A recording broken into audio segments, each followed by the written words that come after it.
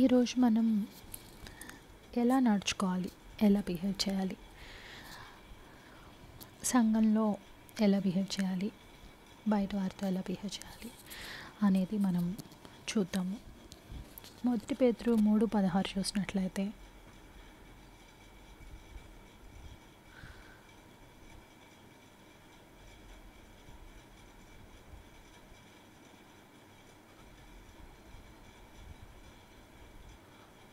మిమ్మును పిలిచినవాడు పరిశుద్ధుడై ఉన్న ప్రకారము మీరును సమస్త ప్రవర్తన యందు పరిశుద్ధులై ఉండుడి. మనల్ని పిలిచిన దేవుడు యేసుక్రీస్తు పరిశుద్ధులుగా ఉన్నట్టు మనం కూడా పరిశుద్ధంగా ఉండాలన్నమాట. అలాగే మన 2 కొరింథీ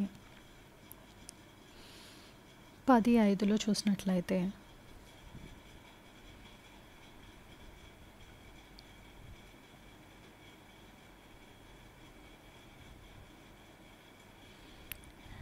మేము వితర్కములను దేవుని కూర్చిన జ్ఞానమును అడ్డగించు ప్రతి ఆటంకమును పడద్రోసి ప్రతి ఆలోచనను క్రీస్తుకి లోబడినట్లు చెరపట్టి మీరు సంపూర్ణ విధేయతను కనపరిచినప్పుడు సమస్తమైన అవిధేయతకు ప్రతిదండన చేయ సిద్ధపడి ఉన్నాము. ఇక్కడ మనం 5వ వచనము 10:5 వచనం చివరిలో చూసినట్లయితే, ప్రతి ఆలోచనను క్రీస్తుకు లోబడినట్లు చెరపట్టి.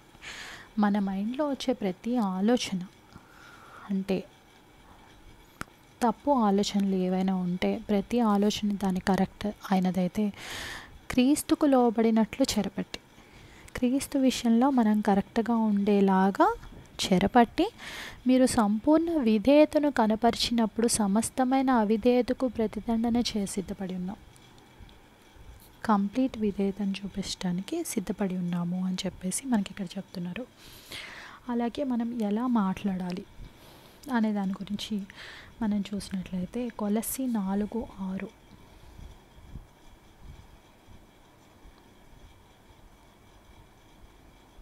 ప్రతి మనుషునికి ఎలాగో ప్రత్యుత్తరం ఇవ్వవలెనో అది మీరు తెలుసుకొనుటకై మీ సంభాషణ ఉప్పు వేసినట్లు ఎల్లప్పుడూ రుచిగలదిగాను కృపాసహితంగాను ఉండనివ్వండి.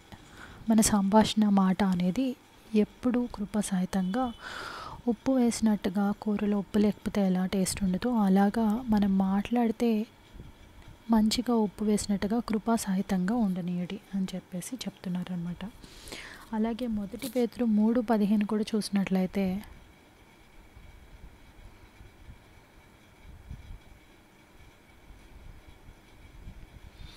నిర్మలమైన మనస్సాక్షి కలిగిన వారై మీలో ఉన్న నిరీక్షణ గురించి మిమ్మల్ని హేతు అడుగు ప్రతి వానికి సాత్వికంతోనూ భయంతోనూ సమాధానం చెప్పుటకు ఎల్లప్పుడూ సిద్ధముగా ఉండి మీ హృదయముల యందు క్రీస్తుని ప్రభువుగా ప్రతిష్ఠించుడి.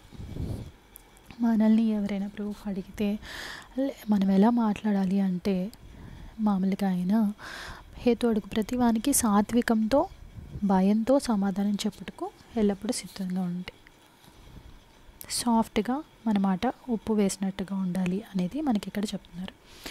అలాగే 1 తిమోతి 3:4 చూసినట్లయితే, 1:3-4, 1 తిమోతి 1:3-4 వచనాలు చూసినట్లయితే, నేను మాసిదోనియాకు వెళ్ళుచుండగా సత్యమునకు భిన్నమైన బోధ చేయవద్దనియో కల్పనా కథలను మితం లేని వంశవాళ్ళను విశ్వాస సంబంధమైన దేవుని ఏర్పాటుతో కాక వివాదములతోనే సంబంధం కలిగి ఉన్నవి కనుక వాటిని లక్ష్య పెట్టవద్దనియో కొందరికి ఆజ్ఞాపించుటకు నీవు ఎఫెసులో నిలిచి ఉండవలనని నిన్ను హెచ్చరించిన ప్రకారం ఇప్పుడును హెచ్చరించున్నాను. అంటే భిన్నమైన బోధ, కల్పన కథలు, ఇలాగా వాదాలు వివాదాలు, దానికి సంబంధించిన వంశవాళ్ళ గురించి తర్కాలు, ఏవైనా వివాదాల జోలికి వెళ్ళకుండా మనం మంచిగా ఉండాలి అనే దాని గురించి మనకి ఇక్కడ చెప్తున్నారనమాట. అలాగే మనం మంచి పనులు చేయాలి అనే దాని గురించి మనం చూసినట్లయితే, మత్తయి 5:16 మనం చూసినట్లయితే,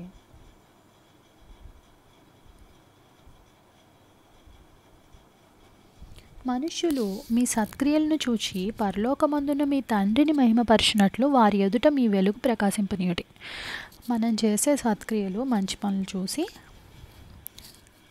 దేవుణ్ణి మహిమపరిచేలాగా, అబ్బా వీళ్ళు క్రైస్తవులు కాబట్టి వీళ్ళు ఇంత మంచిగా ఉన్నారు, వీళ్ళు క్రైస్తవులు కాబట్టి వీళ్ళు ఇంత సహాయం చేశారు, వీళ్ళు క్రైస్తవులు కాబట్టి ఇలా నీతిగా ఉన్నారు, వీళ్ళు క్రైస్తవులు కాబట్టే ఇలా చేయగలిగారు అని దేవునికి మహిమ కలిగేలాగా, ఆయన వెలుగు ప్రకాశింపచేసేలాగా మనం మంచిగా ఉండాలి, మంచి పనులు చేయాలి, ఒకరికి సహాయం చేయాలి, ఒకరిని ఆదుకోవాలి, ఒకరి బాధలో ఉంటే తోడుగా ఉండాలి. అలాగే మనకి బైబిల్కి సంబంధించి మనకి ఏదైతే మంచిగా ఉందో అది మనకి లోకానికి సంబంధించిన దానికన్నా కూడా మనకి బైబిల్కి సంబంధించి మంచిగా అనిపించేది, ఇంకా ఎక్కువ దానికన్నా ఎక్కువ మంచిగా అన్నమాట. క్రైస్తవులు అనేది గుర్తించగలిగేలాగా చుట్టుపక్కల వాళ్ళు దేవుని వెలుగు ఆయన మహిమపరచబడేలాగా మన వెలుగు ప్రకాశింపనీయడని ఇక్కడ మనకి చెప్తున్నారు. అలాగే మనకి ఇతరులకి అభ్యంతరకరంగా ఏమైనా ఉందా మనలో అనేది మనం చూసుకొని అది చేయకుండా ఉండాలి. మనం దాని గురించి చూసినట్లయితే 1 కొరింథీ 8వ అధ్యాయం 8 నుంచి 13 దాకా చూసినట్లయితే,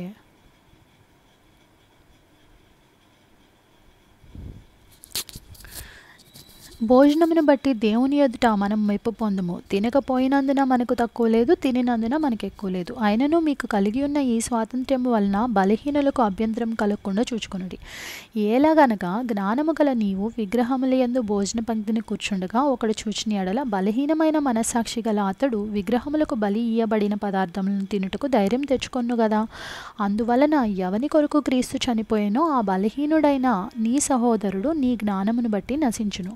ఈలాగు సహోదరులకు విరోధముగా పాపం చేయటం వలన వారి బలహీనమైన మనస్సాక్షిని నొప్పించటం వలన మీరు క్రీస్తునకు విరోధముగా పాపం చేయవారగుచున్నారు. మనం 12 వచనంలో చూసినట్లయితే క్లియర్గా, ఈలాగు సహోదరులకు విరోధముగా పాపం చేయటం వలన వారి బలహీనమైన మనస్సాక్షిని నొప్పించటం వలన మీరు క్రీస్తునకు విరోధంగా పాపం చేయవారగుచున్నారని చెప్తున్నారు. కాబట్టి భోజన పదార్థం వలన నా సహోదరునికి అభ్యంతరం కలిగిన ఎడల నా సహోదరునికి అభ్యంతరం కలుగజేయుచున్నట్టుగా నేను ఎన్నటికీ మాంసం తిన్ను. ఇక్కడ విగ్రహాల దగ్గర బలి అర్పించిన దాని గురించి చెప్తున్నారు. అది మాత్రమే కాదు, ఏదైనా మనం చేసే పని పక్కన వారికి అభ్యంతరకరంగా ఉన్నప్పుడు, అంటే దేవునికి సంబంధించి కాకుండా, దేవునికి సంబంధించి మనం ప్రేయర్ చేయడం అభ్యంతరకరం అయితే మనం మానేయక్కర్లేదు. అలాంటివి కాకుండా ఏదైతే ఇప్పుడు అక్కడ మనకి సందర్భాన్ని బట్టి చూస్తే విగ్రహాలకి బలి అర్పించిన దాన్ని అక్కడ వాళ్ళు తిన్నప్పుడు కొంతమంది అది తినటాన్ని బట్టి ఏం లేదు, తినకపోవడాన్ని బట్టి ఏం లేదు, కానీ పక్కన వాళ్ళ మనస్సాక్షిని ఎవరైతే దేవుని తెలుసుకుని వాళ్ళు ఉంటారో వాళ్ళు ఓకే తినకపోతే ఏం కాదు అని పూజ చేసినా ఏం కాదు, నీకు తెలుసు నువ్వు కరెక్ట్గా ఉన్నావు, కానీ నీ బట్టి ఇంకొకళ్ళు పడిపోకూడదు కాబట్టి నేను ఎప్పటికీ తినను అని చెప్పేసి కింద చెప్తున్నారు. అలా మనం చేసే పని పక్కన వాళ్ళకి వాళ్ళ బలహీనమైన మనస్సాక్షిని గాయపరిచేదిగా ఏదైనా ఉందా అనేది చూసుకొని, అలాంటి నమ్మకాలు ఉన్నప్పుడు మనం ఆ పని చేయకుండా ఉండటం అనేది మంచిదన్నమాట.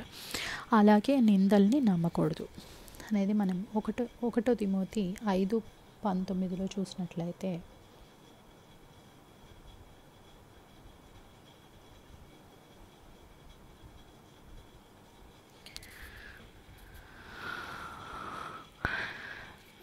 రెండో భాగంలో 2-3 సాక్షులు ఉంటేనే కానీ పెద్ద మీద దోషారోపణ అంగీకరింపకము. ఓకే, దోషారోపణ ఎవరైనా చేసినా 2-3 సాక్షులు ఉంటే తప్పితే అంగీకరింపకు అని చెప్పేసి మనకి ఇక్కడ చెప్తున్నారు. ఎందుకంటే చాలామంది కల్పించడం, నిందలు వేయటం అనేది కామన్గా జరుగుతూ ఉంటుంది అనమాట. దాన్ని నమ్మద్దు అని చెప్పేసి మనకి ఇక్కడ చెప్తున్నారు. అలాగే మనం ఇప్పుడు ఈ 6 పాయింట్స్ చూసినట్లయితే మనం ఎలా నడుచుకోవాలి, మనం ఎలా పరిశుద్ధంగా ఎలా ఉండాలి, ఎలా నడుచుకోవాలి అనేది ఫస్ట్ పాయింట్. రెండోది మనం ఎలా మాట్లాడాలి, మన సంభాషణ ఎలా ఉండాలి, ఉప్పు వేసినట్టుగా ఉండాలి, అలాగే సాత్వికంతో సమాధానం చెప్పాలి. అలాగే వివాదాల జోలికి, వంశాల వివాదాలు కావచ్చు, లేకపోతే దేవుని గురించి సంబంధించిన వివాదాల జోలికి వెళ్ళకూడదు. అలాగే మంచి పనులు, సత్క్రియలు చేయాలి అనేది 4వ పాయింట్. 5వది మనకి అభ్యంతరకరంగా ఇతరులకి, అన్యజనులకైనా మన సంఘంలో ఉన్న వాళ్ళకైనా అభ్యంతరకరంగా మనలో ఏదైనా ఉంటే అది మనం చేయకూడదు అనేది. అలాగే నిందలు వేయనీయకూడదు, వేసిన నమ్మకూడదు అనేది 6వ పాయింట్ అనమాట. వాక్యం విన్నందుకు మీకు అందరికీ ధన్యవాదాలు.